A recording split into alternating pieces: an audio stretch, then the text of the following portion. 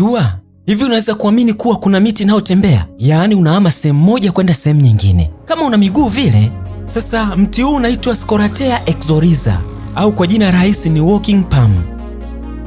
Unapatikana msitu wa Amazon, eneo lenye misitu mikubwa zaidi duniani. Cha kushangaza kwenye mti huu ni kwamba una mizizi ya kipekee sana. Mizizi yake haizami moja kwa moja kwenda chini ya ardhi, bali hutoka pembeni kama miguu ya mnyama.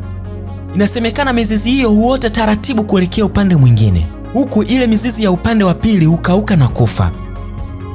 Kwa maneno rahisi, mti huu huzungusha mizizi yake na kusogea pole pole kwenda upande mwingine. Wanasayansi wanasema hutembea hadi mita 2 kwa mwaka.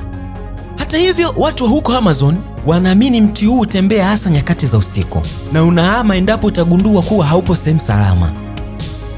Lakini wanasayansi wanadai kuwa mti huu unahama kwa sababu ya usalama wake, mfano kutafuta mwanga au rutuba. Unaweza kuhisi uchawi ujue. Hivyo, ukiwa msitu wa Amazon, usishangai kurudi ukaikosa miti uliyoiacha jana. Inawezekana na yenyewe imeamua kuhama kivyake.